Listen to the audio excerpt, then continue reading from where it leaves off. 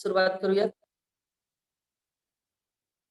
वसुदेव सुतं देवं कंस चाणूरमर्दनं देवकी परमानन्दं कृष्णं वन्दे जगद्गुरुं कृष्णं वन्दे जगद्गुरुम् ॐ पार्थाय प्रतिबोधितां भगवता नारायणेन स्वयं व्यासेन ग्रथितां पुराणमुनिना मध्ये महाभारतम् अद्वैतामृतवर्षिणीं भगवतीम् अष्टादशाध्यायिनीम् अम्ब त्वाम् अनुसन्दधामि भगवत् गीते भवद्वेषिणीम् नमोऽस्तु ते व्यासविशालबुद्धे उल्लारविन्दायतपत्रनेत्र येन त्वया भारततैलपूर्णः प्रज्वालितो ज्ञानमयः प्रदीपः प्रपन्नपारिजाताय स्तोत्रवैत्रैकपाणये ज्ञानमुद्राय कृष्णाय गीतामृतदुहे नमः। गुरुर्ब्रह्मा गुरुर्विष्णु गुरुर्देवो महेश्वरः गुरुः साक्षात् परब्रह्म तस्मै श्री गुरवे नमः। सगळ्यांना सादर जय श्री कृष्ण. तिसरा अध्याय आपण सुरू केलेला आहे आणि तिसऱ्या अध्यायामध्ये कर्मयोगाच्या विविध छटा आपण बघतोय. कर्म नाही कश्चित क्षणमपि जातो तिष्ठत्य कर्मकृत असं जेव्हा भगवंत सांगतात, कोणी व्यक्ती प्रत्येक व्यक्ती कर्म केल्याशिवाय राहूच शकत नाही हे सांगत असताना ते कर्म करण्याची प्रेरणा आपल्याला जेव्हा ते देतात तेव्हा हे कर्म आपण कशा पद्धतीने आपलं करणं आवश्यक आहे, ती तपस्या मानून तप मानून कशा पद्धतीने करणं आवश्यक आहे हे आपण या तिसऱ्या अध्यायात बघत आलोय. त्यानंतर जे कर्म करण्यामध्ये सतत रत असतात पण कुठेही आसक्त नसतात असे आसक्त रहित लोक आणि कर्माच्या मार्गावर पुढे जाता जाता ही ज्ञानी मंडळी संत मंडळी पुढे जाऊन आपलं उद्दिष्ट साध्य करतात. मग पुढे त्यांना समाजामध्ये कार्य करत असताना कुठलंही कर्म असं विशेष कर्म म्हणून राहत नाही, कारण त्यांचं प्रत्येकच कर्म हे आसक्ती रहित असल्यामुळे त्या कर्माला अशी बंधनं राहत नाही. आणि हे पण तरी पण ज्ञानी लोकांनी कर्म करणं आवश्यक आहे असंही इथे गीता सांगते.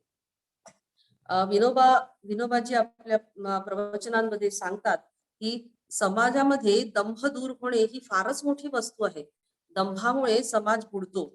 ज्ञानी जर अस्वस्थ बसला, ज्ञानी व्यक्ती जर का अस्वस्थ बसला तर त्याचं पाहून इतरही ज्ञानी व्यक्ती जर का स्वस्थ बसला, शांत बसला तर इतरही लोक शांतच बसतील.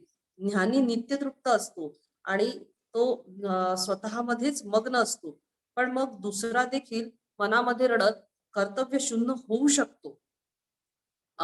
जर एक अंतस्तृप्त आणि स्वस्थ आहे आणि दुसरा जर का सतत रडत आहे, अशी स्थिती काही समाजात फारशी चांगली नाही असं ते सांगतात. आणि यामुळे दंभ माजू शकतो. सारे संत शिखरही गाठून जेव्हा साधना उत्कटपणे करत राहतात आणि कर्म करत राहतात तेव्हा ते अत्यंत समाजाकरिता ते अत्यंत चांगलं असं कर्म होतं. आई मुलींच्या बाहुला बाहुलीच्या जेव्हा खेळ असतो त्या खेळामध्ये जेव्हा ती रस घेते, तिला माहिती असतं की हा खेळ आहे, लुटपुटीचा आहे, असं असूनही त्या मुलीच्या खेळामध्ये ती भाग घेते आणि त्यामध्ये रस निर्माण करते. त्याचप्रमाणे कर्मयोगी तृप्त असला तरी पण तो कर्म त्याने करत राहणे आवश्यक आहे. आणि त्यांनी जर आपले कर्म सोडले तर इतरही लोक अतृप्त राहतील आणि ते आपलं कर्म सोडतील. आणि अशा प्रकारे कर्माची जी व्याख्या आहे ही विनोबाजी सांगतात. सामान्य माणसाप्रमाणे कर्मयोगी देखील कर्म करत राहतो. मी म्हणजे कोणी विशेष नाही असं तो मानत नाही. इतरांपेक्षा अनंतपट तो बाहेर राबतो. अमुकच एक कर्म पारमार्थिक असा काही शिक्का कधी मारायचा नसतो. कर्माची जाहिरात द्यायची नसते. उत्कृष्ट ब्रह्मचारी आहेस तर इतर कर्मांपेक्षा तुझ्या कर्मामध्ये शतपट उत्साह दिसू दे. कमी आहार मिळाला तर तिप्पट असू दे. समाजाची सेवा तुझ्या हातून अधिक घडू दे. तुझं ब्रह्मचर्य तुझ्या कृतीत दिसू दे. चंदनाचा सुगंध बाहेर सुटू दे. अशा प्रकारे विनोबाजी म्हणतात की कर्मयोगी फळाची इच्छा सोडून अशी ही अनंत फळे मिळविल. त्याची जी शरीर यात्रा आहे ती सुरूच राहील. शरीर व बुद्धी सतेज राहील आणि ज्या समाजामध्ये तो वावरतो आहे त्यामुळे तो समाज सुखी होईल. त्याला चित्तशुद्धी लाभेल आणि ज्ञान मिळेल आणि समाजातील दंभ दूर होऊन जीवनात पवित्र आदर्श प्रकटेल. हा कर्मयोगाचा सिद्धांत आहे. इतकं आपण आतापर्यंत बघितलेलं आहे. हे विनोबाजींच्या प्रवचनांमध्ये फार सुंदर पद्धतीने त्यांनी सांगितलेलं आहे. 22वा श्लोक आपण आज बघूया. न मे पार्थास्ति कर्तव्यं त्रिषु लोकेषु किंचन नानवाप्तमवाप्तव्यं वर्त एव च कर्मणि. न मे पार्थास्ति, न मे पार्थ अस्ति कर्तव्यं त्रिषु लोकेषु किंचन न अनवाप्तम अवाप्तव्यम वर्ते एव च कर्मणि. हे पार्थ हे संबोधून म्हटलेलं आहे पार्थाला. मे त्रिषु लोकेषु, मे म्हणजे मला, त्रिषु लोकेषु तीनही लोकांमध्ये किंचन कर्तव्यम न अस्ति, काहीही कर्तव्य नाही. च म्हणजे आणि, न अनवाप्तम कोणतीही गोष्ट अप्राप्य नाही. कर्मणी एव वर्तते, तरी मी कर्मातच सतत रत आहे. मी सतत कर्मच करत आहे. आपण पुन्हा एकदा याचा सरळ अर्थ बघूया. हे पार्था, मला तिन्ही लोकात काहीही कर्तव्य नाही आणि ना कोणती अप्राप्य गोष्ट प्राप्त करून घ्यायची आहे, तरी मी कर्मात वर्ततोच आहे, असं इथे भगवंत सांगतात 22व्या श्लोकामध्ये. लोकांना वळण घालून देण्यासाठी म्हणजेच लोकसंग्रहासाठी ज्ञानी व्यक्तींनी देखील नीट जास्त व्यवस्थित पद्धतीने कर्माचा धडा घालून देणे आवश्यक आहे. हे सांगून झाल्यानंतर या श्लोकामध्ये भगवान निसंकोचपणे स्वतःच उदाहरण देत आहेत. श्रीकृष्णांनी स्वतःच उदाहरण इथे का द्यावं, या मागे देखील काय कारण असावं. खर तर अध्यात्मामध्ये कधी पण स्वकृत्य, सत्कृत्य, स्वतःची ज्ञानाची अवस्था हे सांगणं योग्य नसतं. श्रीकृष्णच असं करायला लागले तर इतर लोक देखील तसंच करतील. प्रत्येक जण आपला मोठेपणा सांगू लागेल आणि मग आपण किती ज्ञानी आहोत, आपण किती कर्मकृतार्थ आहोत असं प्रत्येकाला वाटेल. मग श्रीकृष्णांनी हे सांगणं योग्य आहे का? ते तर कर्मयोगी आहेत. पण असं ते का सांगतायत? कारण श्रेष्ठ जसं वागतात तसं इतर जण वागतात असं आधी जर सांगितलेलं आहे, तर मग श्रीकृष्णांनी असं का सांगावं हा प्रश्न मनामध्ये निर्माण होतो. त्या प्रश्नाचं उत्तर असं आहे की भगवान श्रीकृष्ण जेव्हा ज्या वेळेला स्वतःबद्दल बोलत असतात किंवा मी किंवा मला असं जेव्हा ते म्हणतात, तेव्हा त्याचा अर्थ ईश्वर असा असतो. वैयक्तिक वसुदेवाचा पुत्र असलेला कृष्ण या नात्याने ते कधीही बोलत नाहीत. कर्मयोगाच्या मार्गाने जात असताना ज्ञानमय अवस्था म्हणजे ज्ञाननिष्ठता जी आपण म्हणतो ती प्राप्त झाल्यानंतर ज्ञानी पुरुषांना जे ज्ञान अगदी निसंदिग्धपणे प्राप्त होते, ते जे ज्ञान आहे ते ईश्वरीय अवतार घेऊन आलेले लोक यांना ते ज्ञान अगदी उपजतच असते असं मानलं जातं.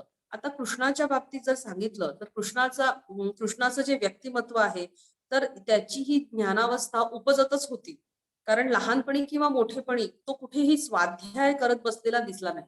सांदीपनी ऋषींच्या आश्रमामध्ये त्याला अत्यंत थोडा काळ त्यांनी व्यतीत केला होता. कदाचित तो काही महिन्यांचाच होता. सर्व कला तर त्यांना 64 दिवसांमध्येच त्यांनी त्या आत्मसात केला होता असा भागवतामध्ये उल्लेख आहे. कृष्ण असं फार मोठं अध्ययन वगैरे कधीही न करता सतत युद्ध वगैरे गोष्टींमध्ये गुंतलेला असताना प्रसंग येता क्षणी सर्व उपनिषदांचं सार असलेलं आणि त्यांच्याही पुढे जाऊन भक्तीचे अंतरंग असलेले कर्म आणि योग यांची प्रक्रिया सांगणारी जी भगवद्गीता आहे त्यांनी एकदम प्रकट केली. यावरूनच त्यांच्यामध्ये असलेले नित्य स्थिरावलेलं जे उपजतच असलेलं जे ज्ञान आहे ते दिसून येतं. गीतेची जी तत्वे श्रीकृष्णांनी सांगितली ती जगवूनच दाखवलेली आहे. त्याची जी प्रौढी आहे ती कुठे मिरवत बसले नाही. आणि हे सगळं कशा कोणात शक्य होतं, हे ज्यामध्ये ईश्वरीय भावना आहे त्यामध्येच हे शक्य होतं.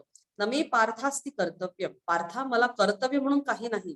त्रिषु लोकेषु किंचन, त्रैलोक्यात कोणतेही नाही. त्रैलोक्य म्हणजे काय? हे जे तिन्ही लोक म्हणजे कुठेही जेव्हा मी वावरतो आहे तिथे मला कर्तव्यच काही नाही. त्याचा अर्थ वैयक्तिक स्वतःसाठी स्वतःच्या विकासासाठी जे कर्म कर्तव्य असतं, ज्यातून अंतःकरणाची शुद्धी होते आणि मग ज्ञान प्राप्ती होते, असं काहीही कर्तव्य मला नाही. कारण या पलीकडे जी ज्ञानमय अवस्था आहे तेच भगवान श्रीकृष्णांचं स्वरूप आहे. न अनवाप्तम अवाप्तव्यम. अनवाप्तव्य म्हणजे ना अप्राप्य असं काही आहे आणि अवाप्तव्यम किंवा प्राप्त करून घ्यायचं असं देखील मला काही नाही. मला काही अप्राप्य आहे आणि ते मला मिळवायचं आहे असं पण मला वाटत नाही, किंवा मला जे मिळालेले नाही असं काही मिळवण्यासाठी मी कुठल्याही गोष्टीसाठी मी मागे लागणार नाही. या दोन वेगवेगळ्या धारणा आहेत. पहिली म्हणजे ईश्वर या भूमिकेतून जेव्हा आपण बघतो तेव्हा सगळं जग त्याचंच असल्यामुळे त्याला काही मिळवायचंच नाही, त्यामुळे त्याला काही प्राप्य अप्राप्य असं काहीच नाही. दुसरी भूमिका अशी की काहीही मिळवण्यासाठी काही करण्याची इच्छा असावी लागते. ज्ञानमय अवस्थेत असलेली व्यक्ती स्वतः आत्मतृप्त असते, त्यामुळे तिला काही मिळवायचंच नसतं, ती संतुष्ट असते, त्यामुळे तिला अशी वेगळी अवस्था नसतेच. म्हणजेच थोडक्यात काहीही कर्तव्य किंवा काहीही प्राप्तव्य या दोन्ही गोष्टी कर्म करण्याची प्रेरणा निर्माण ज्या करत असतात, या दोन्ही गोष्टी माझ्या ठिकाणी नाही असं भगवंत सांगतात. पण तरी पुढे काय म्हणतात ते, वर्ते एव च कर्मणी. तरी पण मी कर्म करत राहतो आणि कर्मातच राहतो. म्हणूनच इथे भगवंत जे सांगतात की त्यांच्या अवतार कार्यामध्ये भगवंत अखंड कर्म करत असलेलेच आपल्याला दिसतात. ज्ञानेश्वरी या ठिकाणी म्हणते, तरी पुरतेपणा लागी आणिक दुसरा नाही जगी, ऐसी सामग्री माझ्या अंगी जाणसी. श्रीकृष्णांचा जो पुरतेपणा आहे म्हणजे भीष्माचार्य, द्रोणाचार्य, कर्ण, धर्मराज, अर्जुन, भीम, द्रौपदी, कुंती, गांधारी हे सगळे सत्वप्रधान होते. महाभारतातल्या या उत्तुंग व्यक्तिरेखा ज्या आहेत त्यापैकी प्रत्येकाची उत्तुंगता ही मानवी पातळीवर थोडक्या कुठे ना कुठेतरी अपूर्णतेसह आहे. श्रीकृष्णाची जी हे जे व्यक्तिमत्व आहे ही दैवी पूर्णता आहे आणि त्यामुळे ते या सगळ्यांमध्ये उठून दिसतात. त्यांच्या ज्या धर्मधारणा आहेत त्या अत्यंत विकसित झालेल्या अशा आहेत आणि आपल्या अत्यंत सूक्ष्मतेसह आकाश ज्याप्रमाणे पूर्ण आणि व्यापक असतं त्याचप्रमाणे सूक्ष्मतेमुळे पूर्णत्व लाभलेल्या त्यांच्या धारणांमुळे भगवान श्रीकृष्ण स्वतः तशाच पद्धतीने जगून दाखवतात. आणि म्हणूनच ज्ञानेश्वर महाराज त्यांच्याबद्दल म्हणतात की पूर्तेपणा म्हणजे पूर्णतेपणा जो आहे, पूर्णपणा जो आहे हा जर बघितला तर दुसरीकडे कुणामध्ये हा पूर्तेपणा दिसणार नाही. बघा, सज्जनांच्या रक्षणासाठी परित्राणाय साधना आणि धर्म संस्थापना हे दोन मुख्य अवतार कार्य जे आहेत हे करत असताना सज्जनांच्या सात्विक धारणांचा जर अतिरेक झाला तर त्यामुळे काय होतं की दुर्जनांचं चांगलंच फावतं. म्हणून त्या सत्ववर्धनाचा जो काही प्रभाव आहे त्यामुळे दुर्जनांचा फायदा होऊ नये यासाठी भगवंत इथे सांगत आहेत की उदाहरणार्थ या इथे आपण जर महाभारतात बघितलं तर भीष्माचार्यांच्या प्रतिज्ञा पालनापेक्षा, द्रोणाचार्यांच्या राज्यसेवेपेक्षा, त्यांच्या धर्मपालनापेक्षा, युधिष्ठिराच्या सत्यवचन पालनापेक्षा सत्प्रवृत्तांचं संरक्षण आणि दुर्जनांचं शासन म्हणजे विनाशायच दुष्कृता हे कार्य अधिक महत्वाचं आहे. हा सूक्ष्म धर्म या ठिकाणी ते शिकवतात. तो अर्जुनाच्या पचनी पडावा म्हणून गीतेच्या रूपात तोपर्यंत सगळं ज्ञान त्यांनी प्रकट केलं आहे. या सर्वांना प्राप्त कर्तव्य कर्म असं म्हणतात ते, आणि हे कोणी सोडू नये असं ते स्वतःच्या उदाहरणाद्वारे इथे सांगतात.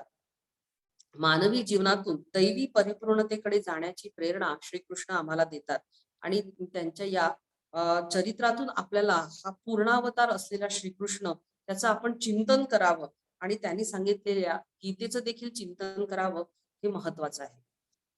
23वा श्लोक बघूया. यदि हयन्न वर्तेय जातु कर्मण्यतन्द्रितः मम वर्तमानुवर्तन्ते मनुष्याः पार्थ सर्वशः. यदि हि अहम न वर्तेयं जातु कर्मणि अतन्द्रितः मम वर्तम अनुवर्तन्ते मनुष्याः पार्थ सर्वशः. ही म्हणजे कारण. यदि अहम जर मी जातु कदाचित अतींद्रितः हा जो शब्द आहे कर्मण्यतंद्रित, अतंद्रित शब्द जो आहे ना, हा खूपच सुंदर शब्द आहे. अतंद्रित कर्मणी, सावधानपणे जर मी कर्मामध्ये न वर्तेयम, जर मी तत्पर राहिलो नाही, तर हे पार्था सर्वशः मनुष्याहा, सर्व लोकांमध्ये मम वर्त्म अनुवर्तते, लोक सुद्धा माझंच अनुकरण करतील.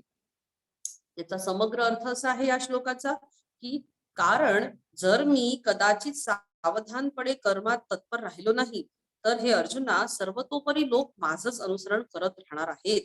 या श्लोकामध्ये भगवंत स्वतःच्या अतंत्रित म्हणजे सावधानतेने कर्म करण्याचे विधान करत आहे. हा शब्द अत्यंत सुंदर आहे बघा.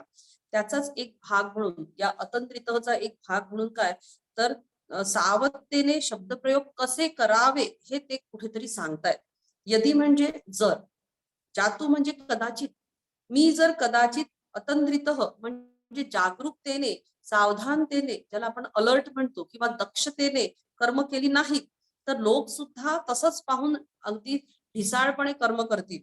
हे म्हणताना काहीही झालं तरी असं कर्म माझ्याकडून होणार नाही. जर आणि कदाचित हे दोन पद त्यांनी इथे वापरले आहेत. हे केवळ तुला विचार करण्यासाठीच मी सांगतो आहे, असं ते इथे म्हणतात. ईश्वरी शक्तीची कर्म काय असतात? विश्वामध्ये ही जी कर्म असतात ही ईश्वर शक्तीने कशी चोखपणे चालली असतात बघा. सर्व नियम काटेकोरपणे अगदी पाळले जातात. उदाहरणार्थ की आपण विस्तवाला हात लागलो, हात जर का लावला तर तो भाजणारच आहे आपला हात. मग तो हात आपला असो किंवा लहान एखाद्या छोट्याशा निरागस बाळाचा असो, किंवा एखाद्या मोठ्या प्रतिष्ठित श्रीमंत माणसाचा असो, अग्नी आपलं कर्तव्य करणारच. पण मोठ्या प्रतिष्ठित व्यक्तींबद्दल माणसांमध्ये असणाऱ्या ज्या न्यायसंस्था असतात त्या त्यांना कुठेतरी ऍडजस्ट करतात, त्या विलंब लावतात. पण ईश्वरीय सत्तेमध्ये अशा गोष्टी होत नाहीत, त्या व्यक्ती साक्षेप नसतात. श्रीकृष्ण इथे सावधानतेचा संदेश आपल्याला देत आहेत.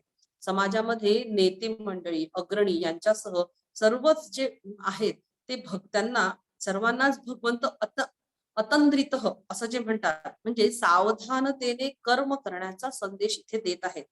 परिणामांचा विचार करून कर्म करणं, कर्म करत असताना त्यामध्ये लक्ष देणं, कर्म चांगलं करण्यासाठी काय होण्यासाठी चुका काय होतात त्या कशा आपण सुधारणं आणि अधिकाधिक कुशलतेने उत्कृष्ट कर्म करणं, सर्व प्रकारे वेळ, साधना, क्रिया आणि याविषयी जितकं शक्य असेल तितकं सावधानता बाळगणं, हे सर्व अतिंद्रित कर्म यामध्ये येतं. त्यासाठी शारीरिक, मानसिक, बौद्धिक जडत्व सोडून देऊन लक्ष अगदी तत्पर ठेवून कर्म करायला हवं, असं इथे अतिंद्रित या शब्दातून त्यांना व्यक्त करायचं आहे. ईश्वर प्राप्ती हे ज्यांच्यासाठी जीवन उद्दिष्ट आहे त्यांना तर खूपच सावधपणे वेळ, शक्ती यांचा अपव्यय टाळून जास्तीत जास्त परिणामकारक असं विशेष आचरण करावं लागतं. त्याबद्दल इथे ज्ञानेश्वर महाराज देखील ज्ञानेश्वरीत म्हणतात, हे ऐसे असे स्वभावे म्हणून कर्म न सांडावे, विशेष आचरावे लागे संती. सर्व मनुष्य मात्र मला अनुसरून वागतात असं इथे भगवंत सांगतायत. मला म्हणजे कोणाला? मला म्हणजे ईश्वराला. याचा अर्थ राम, कृष्ण इत्यादी जे ईश्वरीय अवतार आहेत आणि त्यांचे आविष्कार जे आहेत ते त्यातून संत मंडळी देखील हळूहळू त्याच आविष्कारातून प्रकट होत असतात. यांना अनुसरून किंवा यांच्याकडून कर्माची प्रेरणा घेऊन इतर माणसे कर्म करत असतात. मम वर्तमानुवर्तन्ते मनुष्या असं जेव्हा भगवान सांगतात, तेव्हा माझे वर्तन पाहून तसे वर्तन करण्याचा प्रयत्न करणारा जो कोण आहे तो कोण आहे? मनुष्य. मनुष्य या बाबतीत रामकृष्ण परमहंस म्हणतात की मानुष म्हणजे काय तर परमहंस जी सांगतात की मन होश, ज्याचं मन होशवर आहे, शुद्धीवर आहे, असाच तो मनुष्य. आध्यात्मिक असो किंवा प्रापंचिक असो, उद्दिष्टावर लक्ष ठेवून जेव्हा कर्म केलं जातं तेव्हा ते उत्कृष्ट कर्म आपण करायलाच हवं. एवढंच नव्हे तर भगवंत इथे सांगतात की मी कर्म करताना एखाद्या आकांक्षेने जर मी कर्म करेन तर, किंवा एखाद्या ओढीने जर मी कर्म केले तर मग मी त्या कर्मामध्ये कधी कधी पूर्णता मिळवू शकणार नाही. म्हणूनच मी पूर्णकामी कर्म करणारा असायला हवा. ज्ञानेश्वरी या ठिकाणी म्हणते, परी स्वधर्मी वर्ते कैसा साकांक्षु का होय जैसा तयाची एका उद्देशा लागून या. सर्व भूतमात्र माझ्या अधीन असून माझे अनुसरण करतात, म्हणून मला ते भलत्याच दिशेने जाणार नाही याची काळजी घेऊन कर्माचा धडा त्यांना घालून द्यावा लागतो. हे कोणासाठी? तर ज्ञानी पुरुषांसाठी, किंवा आता भगवंत स्वतःबद्दल सांगत असताना सांगतात. आता श्रीकृष्णांची जी दक्षता, म्हणजे आपण जो अतंद्रित कर्म म्हणतो त्याबद्दल एक महाभारतामध्ये बघा कुठे कुठे त्यांचा कुठे कुठे अशा प्रसंगातून आपल्याला ते दिसतं, ते बघूया. हस्तिनापूरमध्ये जेव्हा कौरवांकडे शिष्टाई करायला श्रीकृष्ण एकटे जेव्हा गेले, त्यावेळी यादवांची सेना दुर्योधनाला त्यांनी दिली होती आणि ती श्रीकृष्णांच्या बाजूने असलेली सेना हस्तिनापुरातच होती. श्रीकृष्ण शिष्टाईला गेले तेव्हा त्यांच्या अपेक्षेनुसार जसं घडायचं तसंच घडलं. दूताशी वर्तन करायचा जो शिष्टाचार होता तो धाब्यावर बसून श्रीकृष्णांना कैद करण्याची खलबत शकुनी, कर्ण आणि दुर्योधन यांनी आणि दुःशासन यांनी केलं होतं. ते सात्यकीच्या जेव्हा लक्षात आलं तेव्हा लगेच त्याने कृतवर्मा या यादव वीराला सेना सज्ज करून स्वतः चिलखत घालून सभागृहाच्या महाद्वाराशी यायला सांगितलं आणि कृष्णाला त्या खलबताचं वृत्त दिलं. त्या प्रसंगी भगवान श्रीकृष्ण यांनी आपले दिव्य सामर्थ्य प्रकट करून ते तिथून निघून गेले. त्यांना सैन्याची काही मदत घ्यावी लागली नाही. असं असलं तरी दुष्टांबद्दलची जी सावधानता आहे त्या दृष्टीने सैन्य अगोदर पाठवण्याच्या कृतीकडे पाहणं आवश्यक आहे. सर्वच जर कृष्णचरित्र आपण बघितलं तर असं लक्षात येतं की कुठेही परित्राणाय साधूना या त्यांच्या धारणेशी त्यांनी कधीही तडजोड केली नाही. अर्जुनाला भक्त म्हणून त्यांनी जसं जवळ केलं त्याचप्रमाणे भीष्म आणि कर्ण यांना देखील त्यांनी भक्त म्हणून जवळ केलं. पण ते दुर्जनांच्या रक्षणाला उभे राहिले तेव्हा त्यांचा वध देखील त्यांनी केला. तुमच्या प्रतिष्ठा पाळण्याच्या तंद्रीमध्ये तुम्ही जर का वाईटाचं संरक्षण केलं तर हा अक्षम्य गुन्हा ठरेल. हे केवळ कृष्णाने इतक्या सावधपणे दाखवून दिलं, कारण दुसऱ्या तंद्रीत अतंद्रित म्हणजे तंद्रीत न राहणे, इथे तंद्रीत राहून आपलं उद्दिष्ट हरवणे हे कृष्णांना मान्य नव्हतं.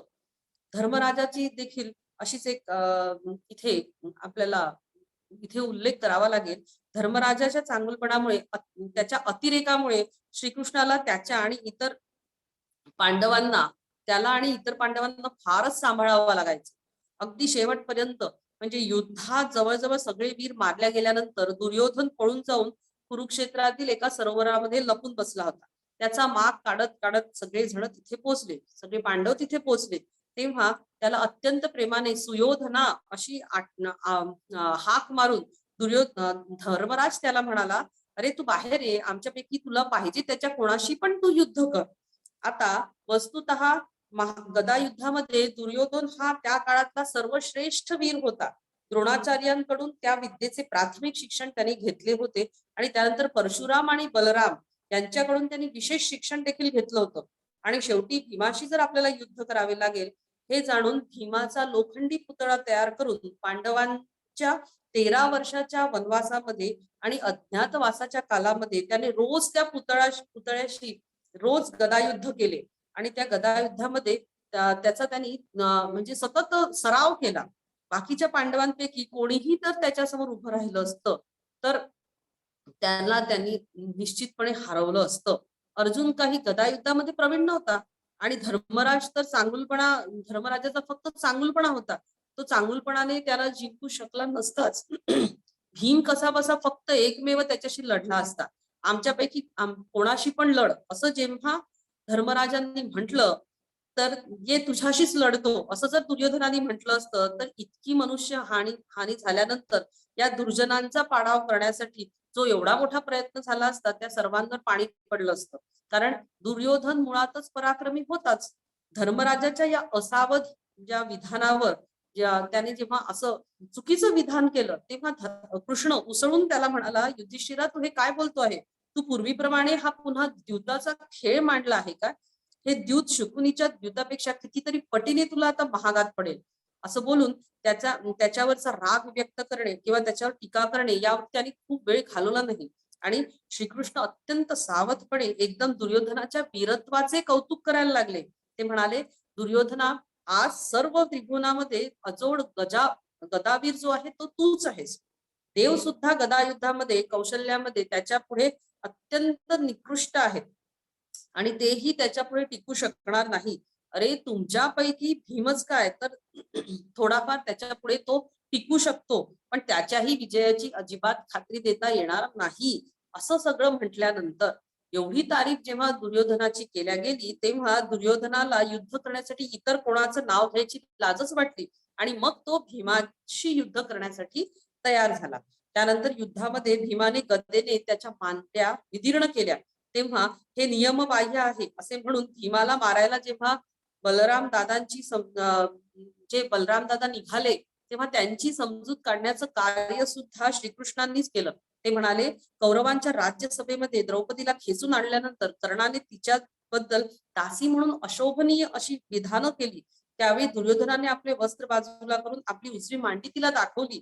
तेव्हाच भर सभेमध्ये सर्वांसमक्ष भीमाने, महायुद्धामध्ये तुझ्या या मांडीचा मी गदेने चकनाचूर करील अशी जी प्रतिज्ञा केली होती, ती प्रतिज्ञा पूर्ण करणे हा क्षत्रियांचा धर्म आहे. ते चूक आहे का, असं कृष्णाने बलरामांना विचारलं. तेव्हा बलरामाजवळ काहीही उत्तर नव्हतं. पांडव धर्मदृष्ट्या योग्य वागत असते तरी ते आपल्या चांगुलपणाच्या तंद्रीमध्ये कधी कधी दुर्जन आणि दुष्टांबद्दल सौम्य भूमिका देखील घेत होते. सावधानतेने या साधू वृत्तीच्या लोकांचे देखील परित्राण करणे हे कृष्णाचे ब्रीद वाक्य होते आणि ही त्याची जणू जबाबदारीच होती. श्रीकृष्ण हे व्यक्तिमत्व जर आपण बाजूला ठेवलं तर श्लोकातील भगवंतांनी जो मी म्हणून ईश्वर या धारणेने जो उल्लेख केलेला आहे ते जर नीट बघितलं तर ईश्वराची जी ही नियामक शक्ती आहे, सर्व सृष्टीला काटेकोरपणे नियमितपणे अगदी ती चालवण्याचं कार्य करत असते. माणसं त्याला अनुसरून वागत असतात. जग चालवणारी ही जी ईश्वरी सत्ता आहे आणि लोकांना सांभाळणारा हा जो देव आहे, या दोन धारणा अत्यंत महत्वाच्या आहेत. मी जर अतंद्रित म्हणजे सावधतेने वागलो नाही तर अगोदरच हे जे बेसावध असलेले लोक आहेत हे आणखी निष्काळजीपणे वागतील आणि चांगल्या लोकांचं लोकव्यवस्थेचं नुकसान होईल. एवढंच नव्हे तर त्यांचा नाश होईल, हे सांगत आहेत पुढच्या श्लोकामध्ये. हा 24वा श्लोक आपण थोडक्यात बघून घेऊया. उत्सीदेयुरिमे लोका न कुर्यां कर्म चेदहं संकरस्य च कर्तास्यामुपहन्यामिमाः प्रजाः. उत्सीदेयुः इमे लोकाः न कुर्यां कर्म चेत् अहं संकरस्य च कर्तास्याम उपहन्याम इमाः प्रजाः. चेत म्हणजे जर,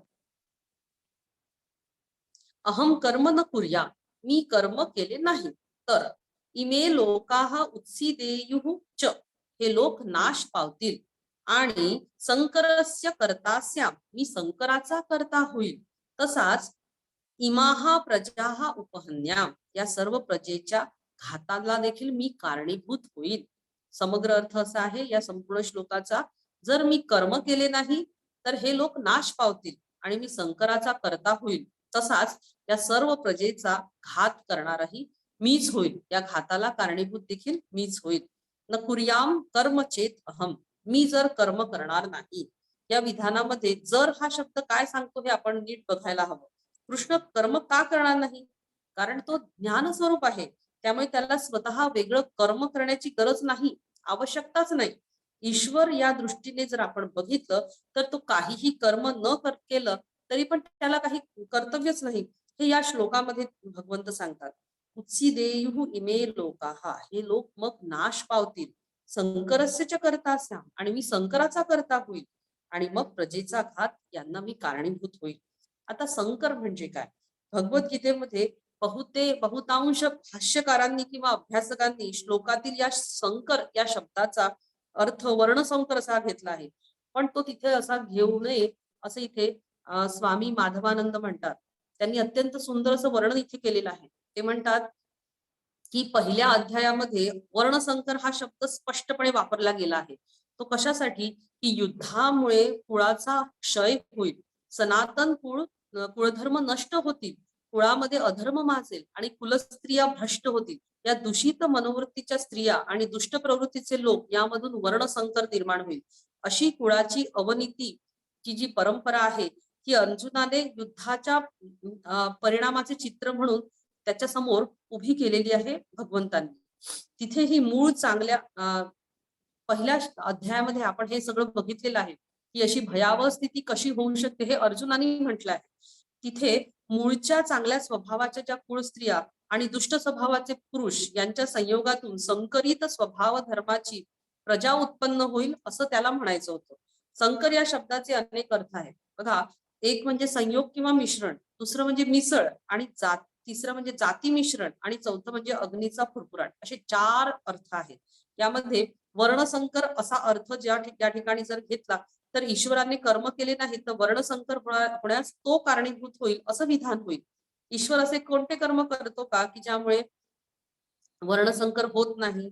2 विभिन्न जातीच्या स्त्री पुरुषांचा संयोग होऊन प्रजा निर्माण होणे असा हा संकर या शब्दाचा अर्थ इथे घेणे अत्यंत चुकीचं आहे. कारण असा संकर जगभर सर्वत्र सर्व काही होतच आला आहे.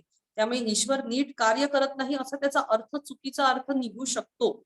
वर्ण व्यवस्था काय आहे हे समजून न घेता जन्माने आलेल्या जाती आणि वर्ण ही धारणा जर मनामध्ये ठेवली तर गीतेच्या भूमिकेप्रमाणे तसं होणार नाही. संकर या शब्दाचा अर्थ वर्णसंकर असा घेतला तर ईश्वर जाती जातीतील वर्णसंकर रोखणे हे प्रधान कार्य सावधानतेने करतो आहे असा त्याचा देखील अर्थ होऊ शकतो. गीतेला असं काहीही म्हणायचं नाही. याची 2 कारणं आहेत. एक म्हणजे गीता अशास्त्रीय असं काहीही बोलत नाही आणि गीतेची वर्ण व्यवस्था ही गुण आणि कर्म यांमध्ये असलेला जो फरक आहे त्यावर उभी आहे. आजवर वेगवेगळ्या वर्णांचे जगभर संयोग झाले आहेत आणि त्यातून निर्माण झालेली प्रजा ही बहुतांश शारीरिक आणि मानसिक दृष्टीने चांगली आहे. उलट वर्ण जाती यांचं शुद्धत्व राखण्यासाठी म्हणून काही जमातींमध्ये काही जवळच्या नात्यांमध्ये लग्न झालेले दिसतात. त्यातून जी प्रजा निपजते ती बऱ्याच वेळा शारीरिक विकारांसह जन्माला येते. अर्धवटपणा, मानसिक विकार, शारीरिक दुर्बलता अशा समाजामध्ये जास्त प्रमाणात जाणवतं. याच कारणासाठी म्हणून हिंदूमध्ये सगोत्र विवाह करणं जे आहे ते योग्य समजलं जात नाही. याशिवाय स्वतः कृष्णाने आणि अर्जुनाने विविध जातींच्या स्त्रियांची लग्न केली होती. यामध्ये दिसून येतं ईश्वरी नियामक शक्ती ही स्वभाव आणि आचरण यांचं संतुलन राखत असते. ती जर योग्यपणे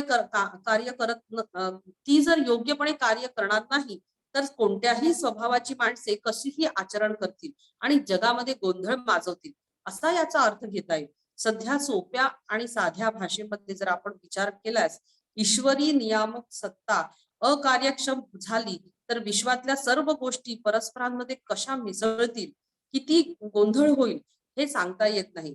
मी म्हणजे ईश्वराने सावधानतेने जर कर्म केले नाही तर संकर होईल आणि प्रजेचा घात होईल. या सर्वांचा अर्थ जगात गोंधळ माजेल म्हणजेच विश्वाच्या व्यवस्थेतील सुसूत्रता नष्ट होईल एवढाच या संकर शब्दाचा अर्थ घ्यावा.